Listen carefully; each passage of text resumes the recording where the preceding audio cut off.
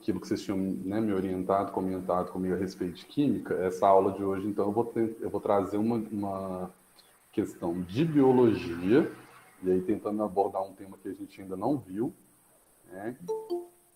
Olha. Oi, Luísa. Boa noite. Tudo jóia? Opa, ela entrou? Entrou. Tudo jóia, Luísa? Boa noite. Bem-vinda, né, então. Eu estava falando com a Roberta, Luísa, que essa aula de hoje, ela vai ser...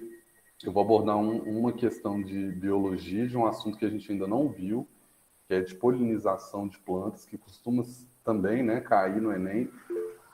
Boa noite. Que não, no Enem, no caderno que o Júlio deu para a gente, não tem esse material. Bom, eu fico feliz que seja tudo bem. E aqui também tá tudo bem. E aí, só que eu estava vendo, acho que em 2019 caiu polinização, em 2018 caiu, porque eu peguei essa questão de 2018, e em 2017 eu fiz o Enem de 2017. Eu lembro de ter caído também questão de polinização. É um assunto que ele é muito grande, porque a gente teria que estudar as plantas, né, as angiospermas, as gimnospermas, as pteridófitas e as... Esqueci o nome do outro grupo, mas eu vou passar por ele aqui. Porém, o que eu vou fazer? Eu vou tentar fazer um resumão desse conteúdo e já ir direto para o que é a questão, né? Que, nesse caso que vocês vão ver, está relacionado a modos de tipos de polinização. Então, acaba que entender um pouquinho como que a estrutura funciona é legal, mas o foco dessa questão que eu trouxe aqui do Enem é mais os modos os tipos de polinização que existem, tá? E aí, na parte de química, como eu falei com vocês, né, que eu precisei de estudar um pouquinho, ver ali, eu me senti um pouco mais confortável para trazer essa questão aqui para vocês, que fala de hibridação do carbono. Também é uma questão do Enem, também é do Enem de 2018, então provavelmente esse assunto, se ele não... E aí, o que é hibridação de carbono? Só para tentar resumir. Nessa questão aqui, é mais aquelas classificações, não sei se vocês vão lembrar,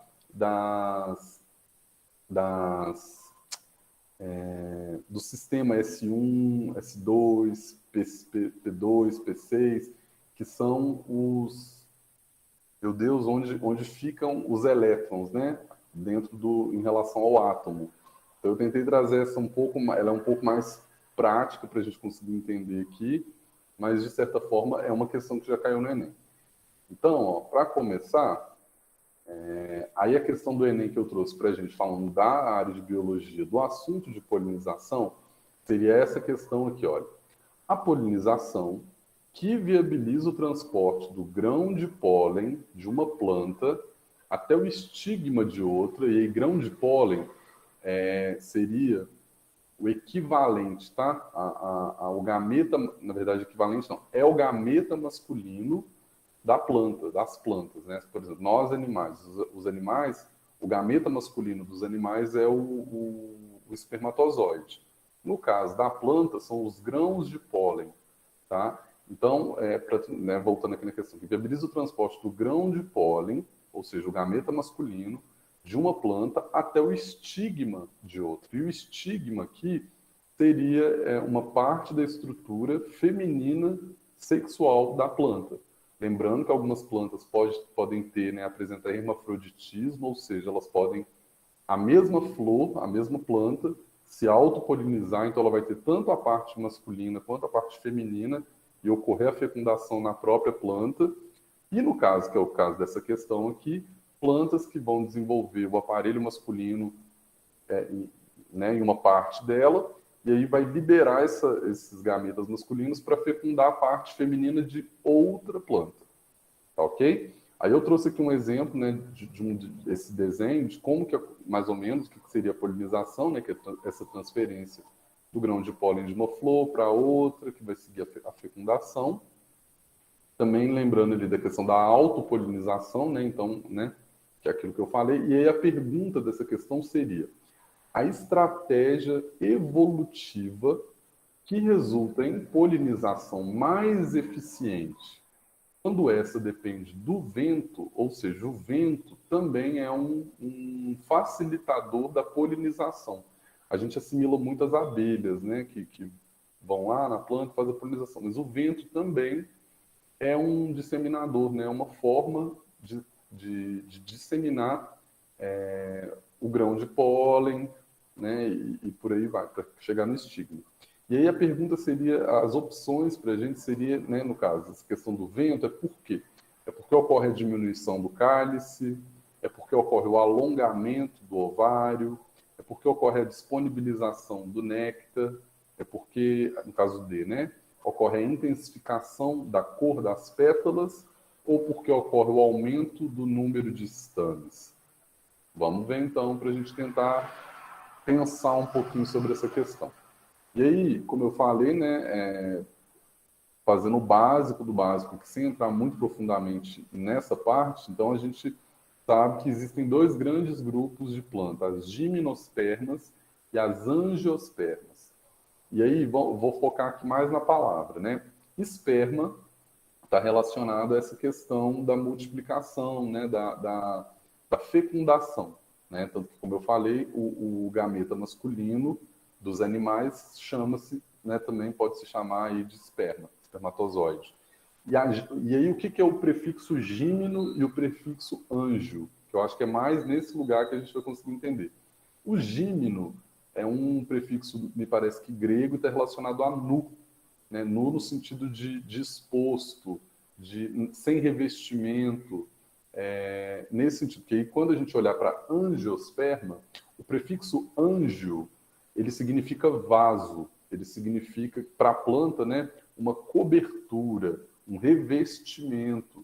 E aí a gente pode pensar em dois bons exemplos para pensar gimnosperma e para pensar angiosperma.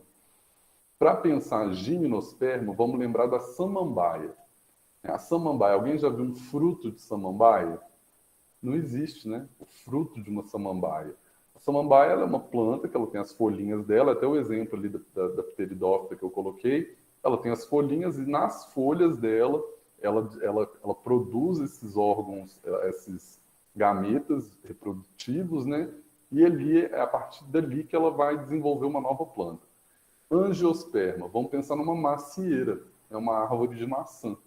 Uma macieira ela só consegue existir porque uma macieira anterior produziu uma maçã, essa maçã, que é um fruto carnoso, que protege a semente lá dentro, provavelmente algum animal pegou, comeu esse fruto e essa semente foi parar na terra, que vai gerar uma nova árvore, uma nova planta, né? Então, basicamente, seriam essas duas diferenças. Dentro do grupo das gimnospermas, a gente tem as pteridófitas e as briófitas.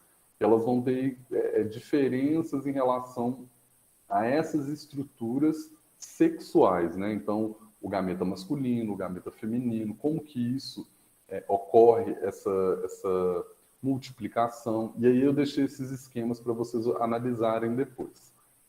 O que mais eu acho que é interessante dessa parte está nesse quadro aqui.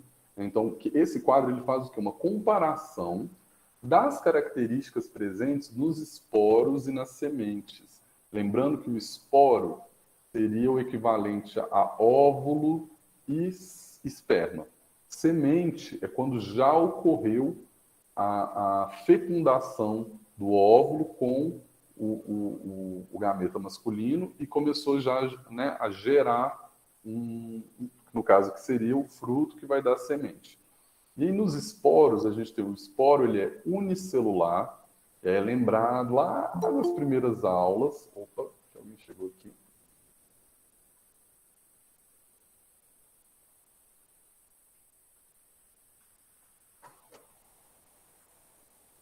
Gente, meu computador está um pouco lento, tanto que eu clico para entrar. Ah, entrou.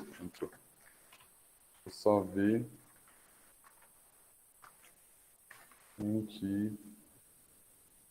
Ariana? Oi, boa noite. Oi, tudo jóia? Uai, quanto tempo? Que bom te ver por aqui. Andei sumida.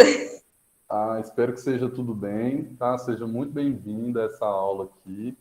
E aí, rapidinho, só para te contextualizar, Ariana, essa aula eu vou estar passando uma questão de biologia e uma questão de química, para a gente tentar dialogar essas duas disciplinas nesse espaço aqui, para ver se a gente consegue, né, caminhar um pouquinho rumo ao Enem. E aí eu estou na parte de biologia, onde eu estou falando de polinização, tá bom? E aí, voltando, recapitulando aqui, colegas, aí no caso o esporo, né, que é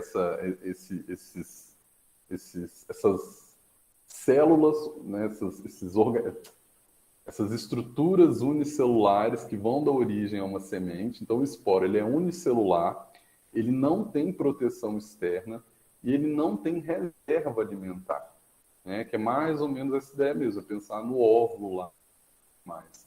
É uma célula que sozinha, ela está sozinha.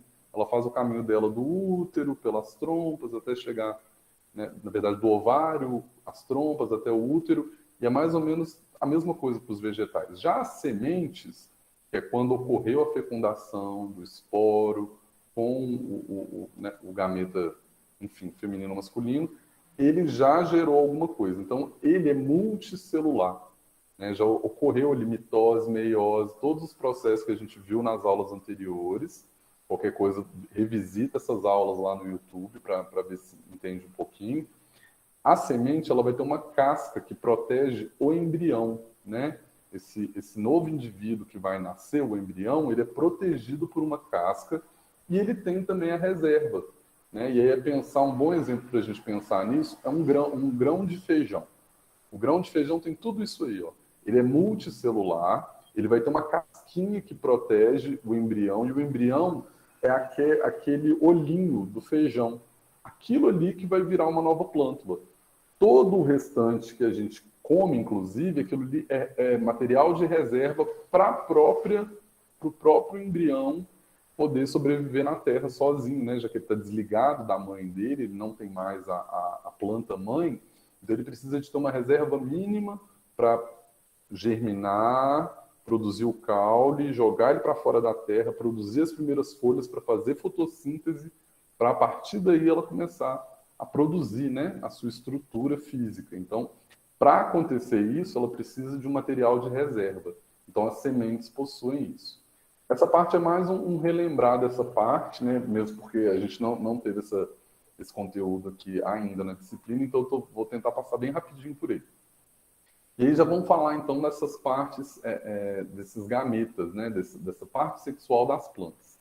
E aí a gente tem que falar, então, dos esporófitos, tá?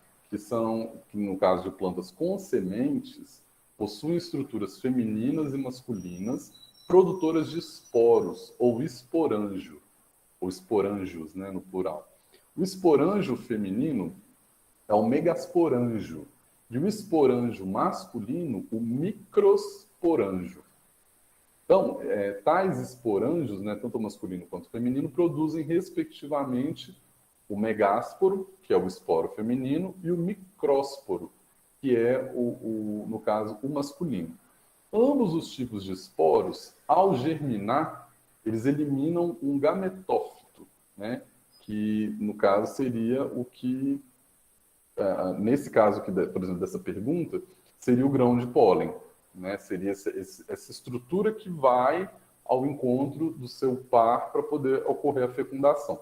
Eu trouxe aqui esse exemplo dessa figura que traz os 4 grupos de plantas que a biologia, né, classifica. Que seriam as briófitas, que seriam as plantas mais evolutivamente, né, mais próximas ali de um passado, muito passado na nossa vida, no planeta, seriam aquelas plantas que ficam ali no mato mesmo, na natureza.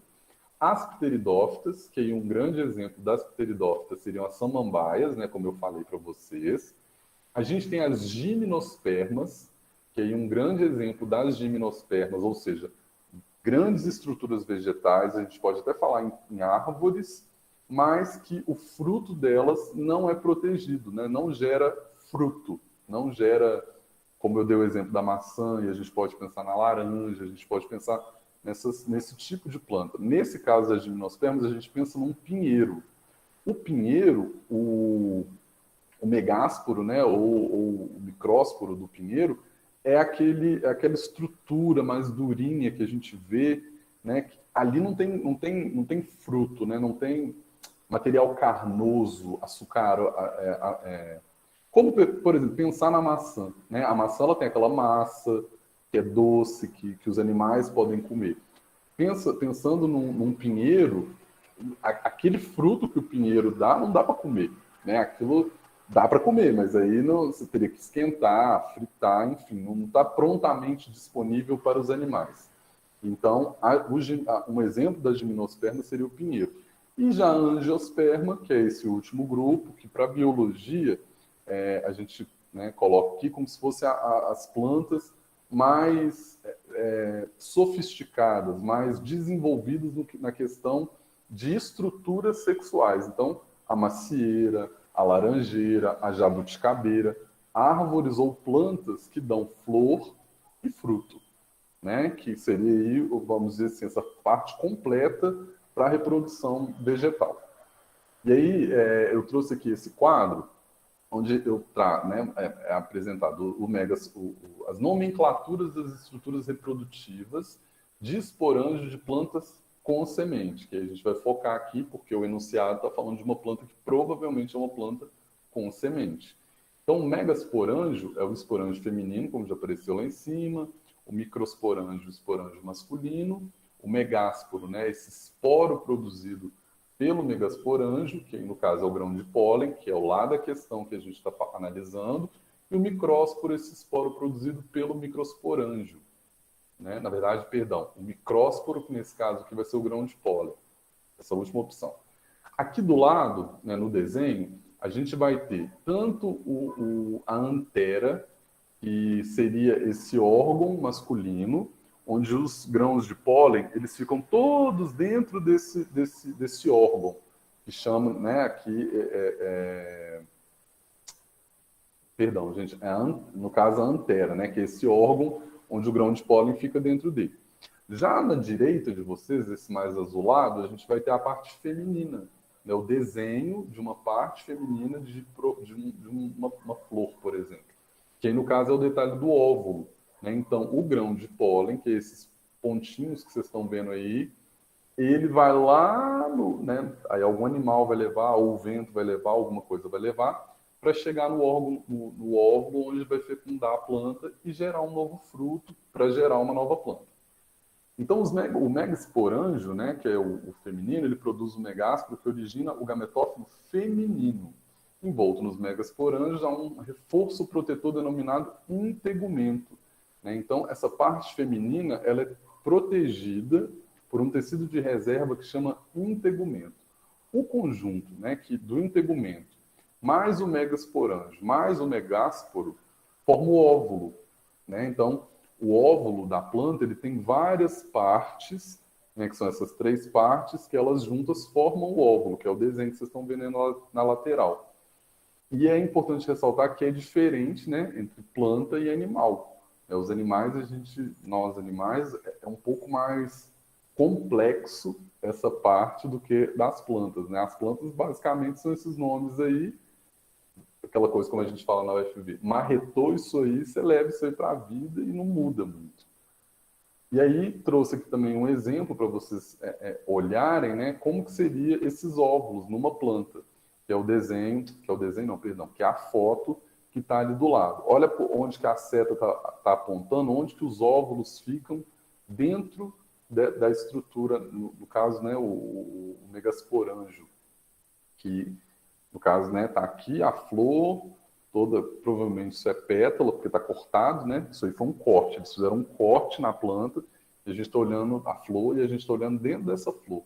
Os óvulos estão lá dentro, onde os grãos de pólen provavelmente já caíram ali, desceram, vão fecundar essa planta aí nesse lugar que a gente está vendo que é o óvulo. O grão de pólen, falando um pouquinho dele, que é o que a gente está vendo na questão, né? O micrósporo masculino, ou grão de pólen, é uma estrutura envolvida na polinização, ou seja, a transferência do pólen para chegar no óvulo.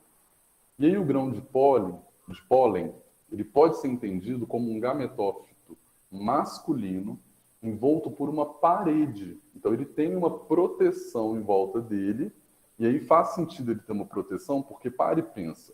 A gente estava vendo lá atrás, né, que essa estrutura é unicelular, né, é uma célula só. E aí, se fosse uma célula sem proteção, como que isso iria grudar nas perninhas e nas patinhas das abelhas, por exemplo, né? Como que o vento ia levar e chegar até a parte feminina de uma outra planta? Isso ia ser degradado, né? Isso ia ser muito facilmente o próprio meio, o ar, iria afetar, né, essa estrutura desse órgão. Então, ele tem sim uma parede para meio que ajudar ele ali a percorrer o caminho dele. Esse gameta masculino ele é transportado dentro do grão de pólen. Então, o grão de pólen é uma estrutura que leva o gameta masculino, o espermatozoide da planta. Tá? Não é esse o termo, é só para a gente conseguir fazer assimilação. Então, esse gameta masculino é transportado dentro do grão de pólen, que é essa estrutura, por longos trajetos. E a germinação de um grão de pólen produz um tubo, denominado tubo polínico. Quando o grão de pólen chega lá na flor e para na flor, né, como que ele vai descer até o óvulo? Como que ele vai descer? Sendo que a gente viu que o óvulo lá naquela planta estava lá embaixo. Quando ele encosta na flor, automaticamente ele começa a desenvolver quimicamente chama, no caso, tubo polínico, ele desce até no óvulo. Quando ele encosta no óvulo, aí o grão de pólen libera, né, o gameta masculino, e ele desce para fecundar o óvulo da planta que recebeu esse grão de pólen, para ocorrer a fecundação.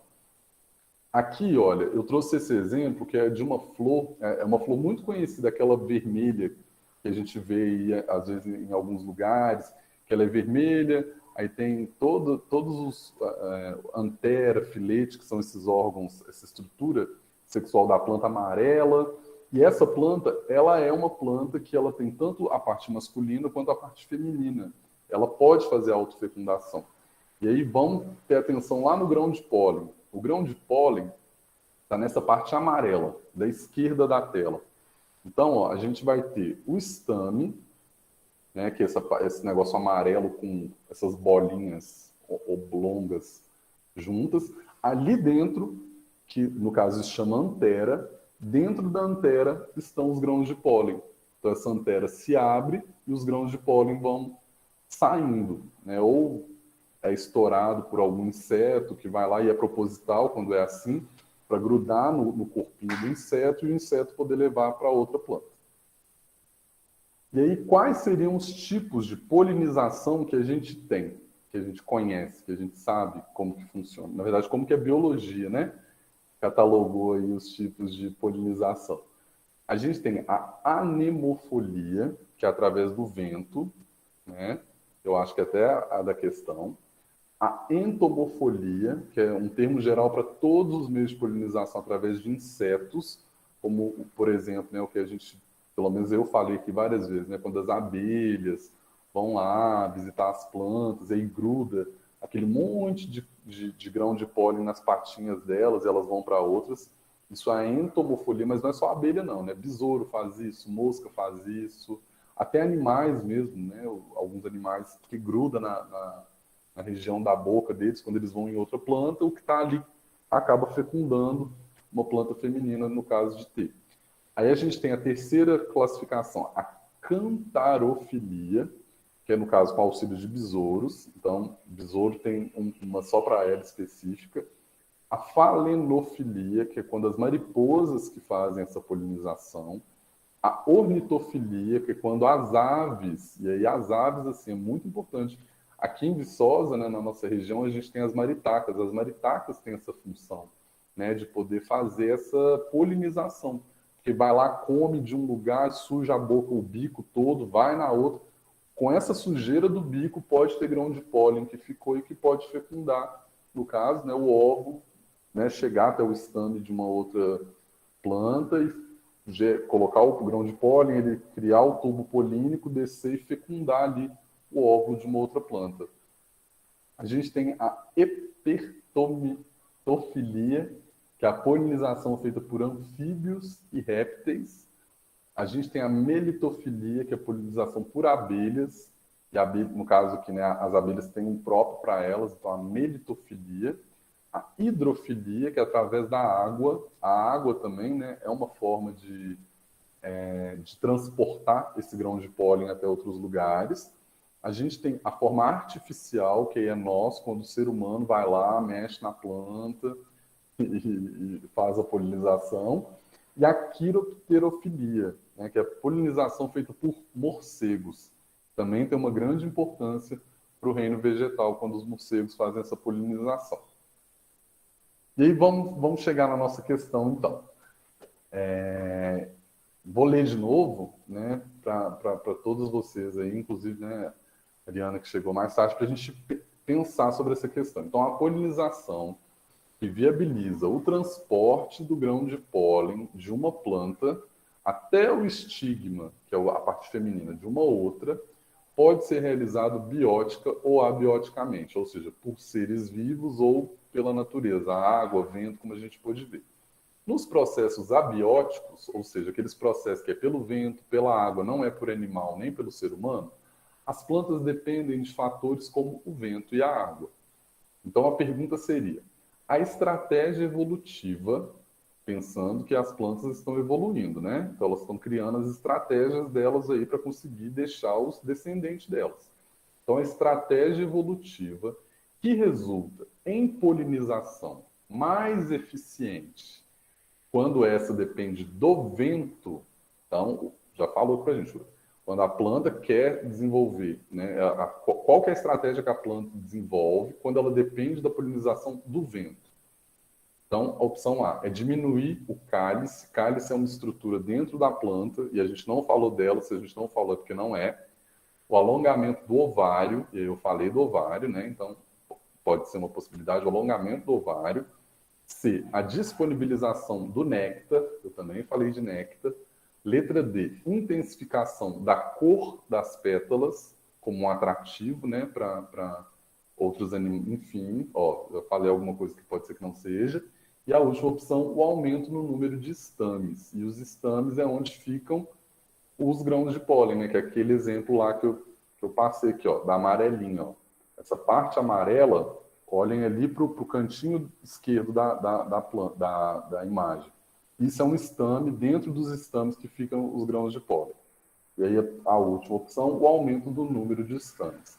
E aí eu vou deixar com vocês nos responderem qual seria a opção de vocês, pensando que o Enem fosse agora. Vocês estão indo no Enem, o que vocês marcariam? Pode ou responder ou escrever no chat, tanto faz. E a gente vai discutindo.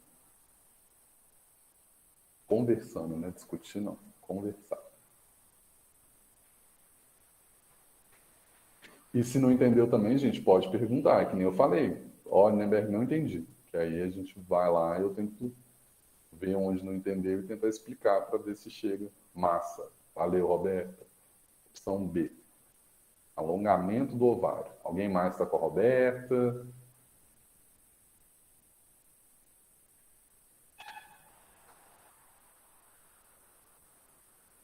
Eu também vou na B. Também vai de B? Massa. Isso. Show de bola. E você, Luísa? Você vai com a galera? Você fala, não vou com essa galera não, vou em outra. O que você me conta?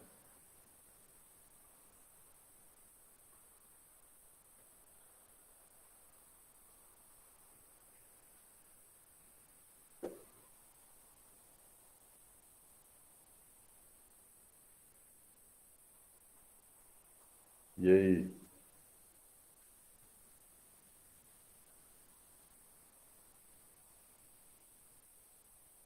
Achou essa difícil, Luísa? Eu confesso que eu peguei essa questão que eu achei que ela dava para pensar bastante. Mas chuta qualquer uma, Luísa. Não, qualquer uma não, né? Mas assim, qual que você acha que pode ser? Olha, eu acho que tal questão.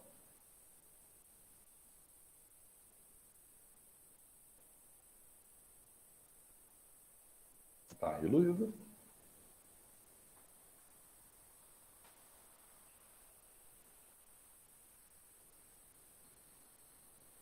Ó, como a gente ainda tem né, outra questão para olhar, e tem a questão do tempo, então eu já vou responder. E aí, Luísa, você deu B. Massa. Show. Show de bola. Então, eu vou começar então pela B.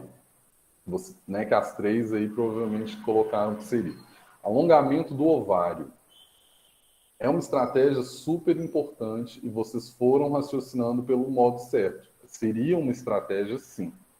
Mas aí vamos voltar um pouquinho. Está falando que quando as plantas dependem do vento para disseminar, né, principalmente o grão de pólen, então a gente teria que pensar no grão de pólen. A resposta certa, e aí já vou falar que não é nem a B, alongamento de ovário, nem a D, que foi a questão que a Luísa colocou, que é o aumento no número de. Na verdade, a D, que é intensificação da cor das pétalas. Essa questão da cor das pétalas não é de cara, porque isso aí seria se fosse por propagação de animal. Porque muito animal, ele olha a cor, ele não vê como a gente, né? Só a gente que vê o mundo desse jeito aqui. Tem muito animal que vê o mundo de outras cores, tem muito animal que vê preto e branco. Então, cor muito forte para a planta pode atrair sim o animal, né? O polinizador. Mas não é o caso. O caso aqui é o vento. Como é o vento, e aí está falando do grão de pólen, o grão de pólen faz parte do estame, né, dessa estrutura masculina. No caso, a resposta certa é a resposta D, perdão, a resposta E, que é o aumento do número de estames. Como os estames vão guardar os grãos de pólen, quanto mais estames eu tiver, sabendo que o vento vai passar, então quanto mais eu tiver, se tiver um vento baixo, por exemplo, pouco vento, como eu vou ter muito grão de pólen, ainda vai estar disseminando. Então essa é a lógica da estratégia em relação ao vento, né? Produz muito estame, porque se ventar, eu estou com estame. Se não ventar muito, eu estou com estame também.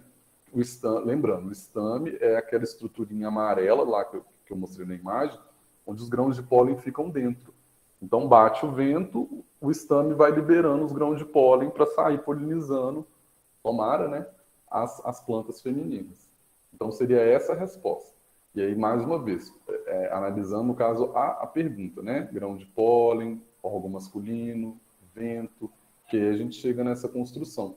Não seria a B, porque o alongamento do ovário seria se a gente estivesse falando de órgão feminino da planta. E a questão já começou falando de órgão masculino, grão de pólen. Por isso que eu falei, o grão de pólen é equivalente ao esperma masculino. O ovário, não precisa nem falar, né? O ovário está relacionado ao órgão feminino da planta. Então, é mais fazer tentar, né? Fazer essas analogias. Partindo então para a segunda parte da aula, onde a gente vai fazer uma questão de química, e aqui, o que eu vou fazer, gente? Para não atropelar a minha colega que dá a disciplina de química, eu não vou entrar em conteúdo aqui. Aqui eu vou passar essa questão, e a partir da resposta, eu vou meio que falando por que a gente chega nessa resposta, tá? E aí, depois eu quero saber o feedback de vocês, se é legal assim ou não. Por quê? Porque se eu trago o conteúdo para cá, né, a colega que dá a química, ela, enfim, perderia, né? Mas vamos lá.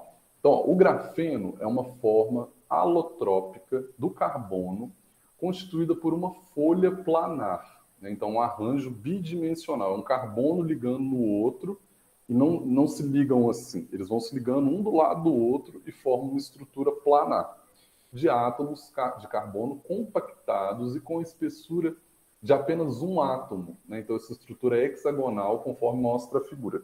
Hexagonal, porque são 6 carbonos que se ligam. Pensa os carbonos dando a mão. Acho que é a melhor forma de pensar. Eles estão dando a mão para o outro e vão formar essa forma plana. Isso é o grafeno, né? Que é muito mais frágil, por exemplo, que o grafite. Lembrando que o grafite também é uma forma de organização de carbono. E aí, nesse arranjo, né, partindo para a pergunta, nesse arranjo, os átomos de carbono possuem hibridação. O que é essa hibridação? Né? Essa forma de se relacionarem entre eles, no caso, pelo sp de geometria linear, o sp2, que é o sistema, né? Eu tô tentando lembrar o nome aqui, gente, mas é porque tem o S1, S2, P1, P2, até o P6, né? E aí eu vou tentar lembrar. Se eu não lembrar, eu espero que vocês entendam do que a gente está falando aqui. Que é aquela camada de valência eletrônica. Lembrei, camada de valência eletrônica. Então a gente está falando disso aqui, de camada de valência.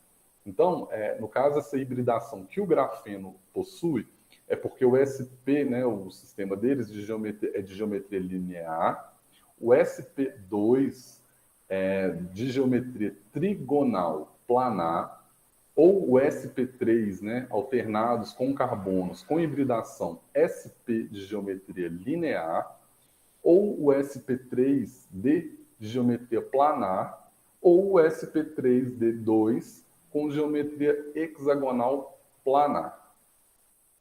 É uma linguagem diferente, né? Porque é o mundo químico. Então, vamos entender o que está querendo minimamente dizer aqui.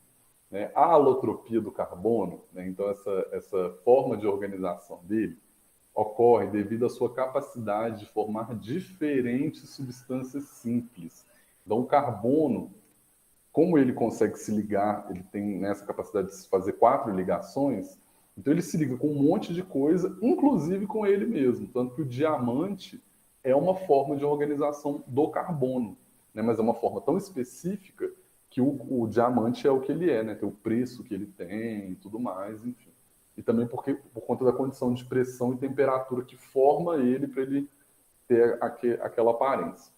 Então, olha, por possuir 4 elétrons na camada de valência, o carbono é tetravalente, ou seja, tem a tendência de fazer 4 ligações covalentes. Né? E aí é lembrar me parece que o metano, que é um carbono ligado a 4 hidrogênios, né? Que é a ligação mais básica que tem ali do carbono.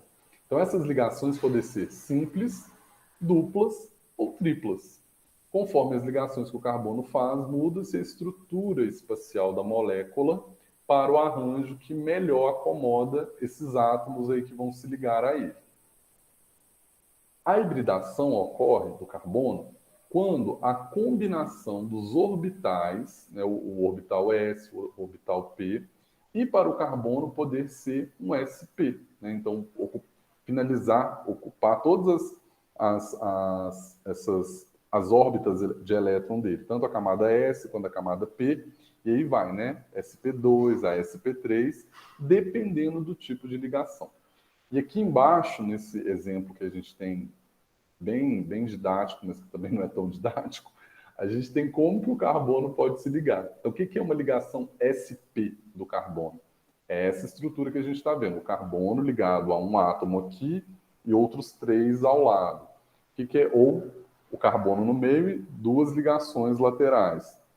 O sp2 é essa forma, onde o carbono fica no meio, 2 ligações ocorrem para cima e 2 ligações ocorrem de forma, né, triagonal planar. É essa estrutura, disso que o sp, o sp2, o sp3 está falando. E o sp3 é quando o carbono está no meio, vai vir um átomo em cima, vai se ligar, vai vir um átomo lateralmente, vai se ligar, um outro vai vir aqui, vai se ligar, e ainda vai vir um terceiro átomo aqui por trás e também vai se ligar. Então, seriam essas as formas híbridas que o carbono pode assumir. E aí, lembrando lá do grafeno. Então, todos eles, emparelhadinhos do lado do outro. O número de orbitais híbridos, né, então essas camadas de valência, é a soma das ligações sigma, e aí eu espero que a Karina tenha explicado o que seriam as ligações sigma, que o carbono faz, pois essa ligação sigma, ela não forma formas híbridas, né? Ela não hibridiza. O que quer dizer isso? Né? Que o SP, a ligação, né, ou quando o carbono está na forma SP, a ligação ela é sigma, são 2 ligações sigmas, que é aquilo que eu falei, né? O carbono está aqui no meio, vem duas ligações aqui. Então, ele tem duas ligações sigmas. O sp2, ele tem três ligações sigmas. Lembra, né? Uma vem de baixo e aí as outras vêm por aqui. Ou ainda o sp3, ele vai ter quatro ligações sigmas, porque vai vir a de cima, a lateral, essa outra lateral e uma por trás dele. Então, são quatro ligações sigmas, são ligações fortes. A representação do alótropo, grafeno, né, um do ladinho do outro, todo mundo bonitinho, em bolhas e varetas, né, porque uma bolha ficou do lado da outra e forma essa conjunção de vareta, como mostra a figura da questão, não demonstra as verdadeiras ligações da substância. Ou seja, não é daquele jeito ali que a gente está vendo. Mas, se observarmos uma parte da imagem, vemos que há um carbono representado por uma bola, né? Pelas bolinhas lá, ligando-se a outros três carbonos, formando uma estrutura como um triângulo. Então, vamos tentar achar isso. Olhem aí para essa imagem. Se a gente olhar e perceber bem, dá para ver que em alguns momentos formam triângulos, né? Lembra, as bolinhas são os carbonos, e aí os pauzinhos são as ligações entre os carbonos, né? E isso está formando essa rede que a gente está analisando nessa questão. Vou voltar lá para a parte. Então, se observarmos essa parte da imagem, vemos que é um carbono representado por bola, ligando-se a outros três carbonos, formando uma estrutura como um triângulo. Se o carbono precisa de quatro ligações e está ligado a outros três carbonos, então quer dizer que uma dessas ligações é dupla. Porque se o carbono consegue fazer quatro ligações, e o que a gente viu naquele desenho é que um carbono está ligado a outros três, está faltando uma ligação. Porque o carbono faz quatro ligações, como que ele só tem três? Significa justamente isso. Uma das ligações desses carbonos que a gente viu, ela é dupla. Que aí é o exemplo que eu trouxe aqui no desenho embaixo. Né? Então, por possuir uma ligação dupla e duas ligações simples, o grafeno possui essa hibridação sp2 e, consequentemente, essa geometria trigonal planar. Por isso que ele tem essa estrutura plana, né? Porque as ligações entre eles ali que existiam, alguns carbonos se ligaram por ligação dupla e aí não modificou a posição. Eles conseguiram ficar assim, né? Não ficou um em cima, um do lado, como a gente viu que os carbonos podem se ligar, né? Ficou todo mundo do ladinho do outro ali e em algum momento algum carbono se ligou duplamente a outro. As outras formas alotrópicas do carbono conhecidas são o grafite, como eu falei, o diamante, o fulereno e o nanotubo. Né? Essas são as formas que, quando carbonos se juntam, o que pode, né? O que se produz disso, dessas ligações maravilhosas da natureza entre carbonos. Embora todas essas ligações, né, sejam formadas por carbono, os alótropos eles possuem propriedades distintas, provenientes dessas formas, dessas estruturas. Tanto que o grafeno, que é o que a gente está estudando nessa questão, ele quebra muito fácil. Em contrapartida, o diamante é uma das coisas mais duras que a gente tem na natureza. O diamante é muito duro, ele não quebra, você não quebra um diamante. Porque as ligações ali entre os carbonos é um tipo de ligação muito específica. Então, que aí mostra, né, que vai desde um produto frágil, que quebra por conta da forma de ligação que foi feita, até um diamante, que é muito duro, muito resistente, mas é outro tipo de ligação entre os carbonos ali. E aí tem a questão da pressão, o tempo, né? Alguns fatores que fazem com que essas ligações ocorram. Então, voltando aqui para a questão, nesse caso, até dei a resposta aqui apresentando para vocês.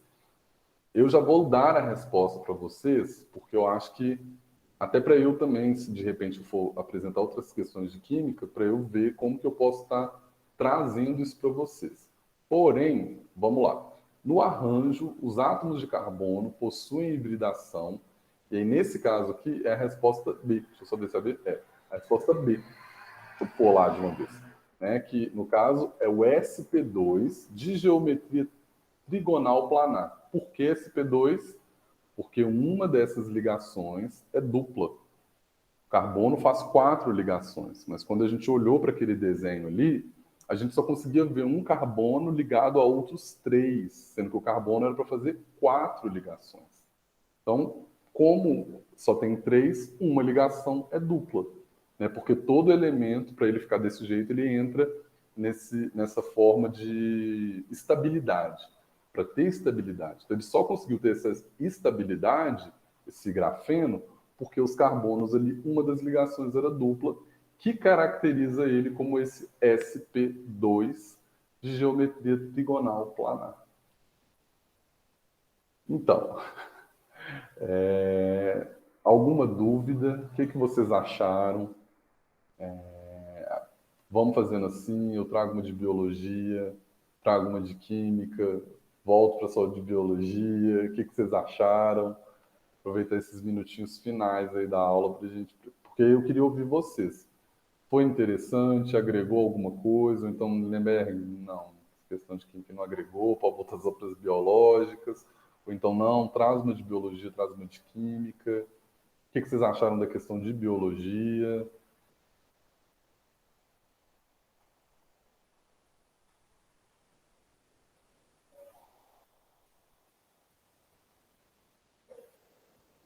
No caso, você vai dar aula de biologia e vai trazer exercício de química também junto com a aula de biologia? Surgiu essa possibilidade ali, ó. Ah, tá, entendi.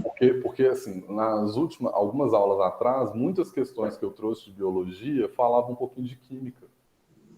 E aí, porque assim, eu nunca acompanhei a aula de química, né? Eu não sei como é que é a aula de química, mas a de biologia está sendo assim. Eu trago um exercício e trago um conteúdo. E quando as meninas Isso. comentaram que estava legal assim, e se eu poderia também abordar um pouquinho de química, eu falei, olha, por que não? Vamos tentar. Né? Vamos tentar. Ah, tá, entendi. E aí, se tiver bom para vocês, a gente mantém assim. Eu trago uma de química, de biologia, vem com conteúdo, e aí as de química eu vou tentar trazer conteúdo também. Mas se eu não conseguir, como foi o caso dessa, aí eu vou fazendo assim, eu trago a questão, explico como que é, o que é a resposta, né? Tanto que eu até brinquei, né? Falei, eu dei a resposta aqui, porque realmente a resposta estava num dos slides. Mas aí a gente tenta fazer essa estrutura. Trago a questão, a gente, né, faz um bate-bola Entendi. aqui, e se É não, fica na interessante. biologia, Tá, joia.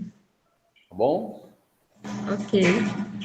Olha, se não tem dúvidas, e por favor, gente, não vai com dúvida, hein? Mas se não tiver dúvidas, isso também entra. Se tiver dúvida, depois, quando você estiver vendo o material, pode mandar no WhatsApp.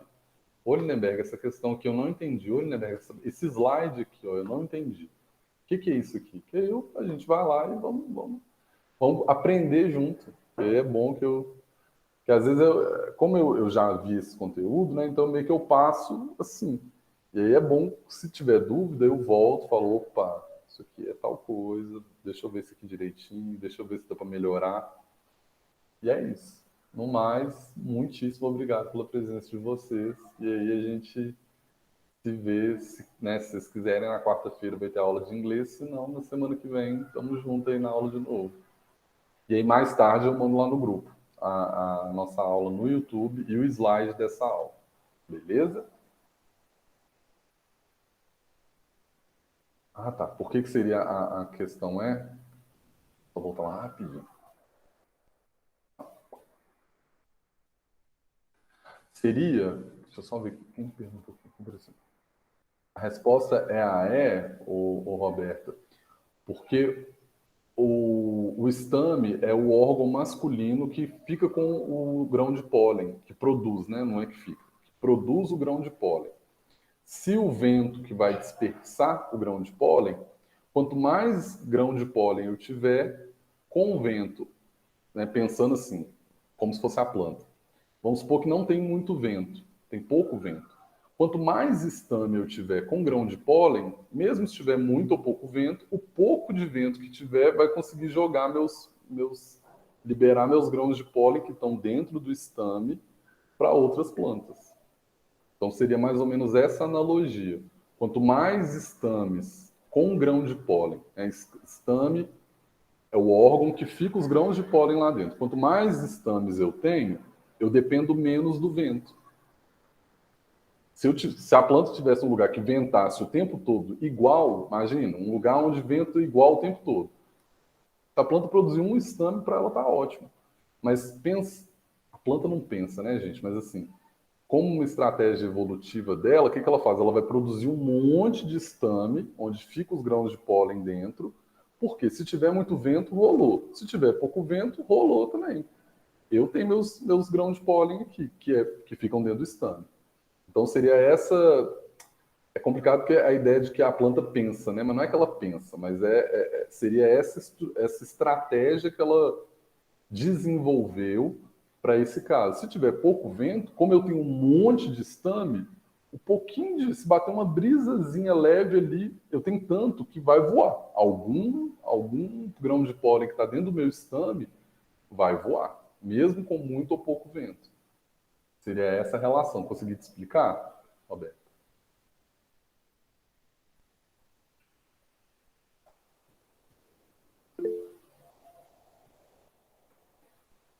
Nada. Eu que agradeço por ter perguntado. Ó, mana, se tiver tudo bem, tudo certinho, que vocês aí têm agora a última aula, né?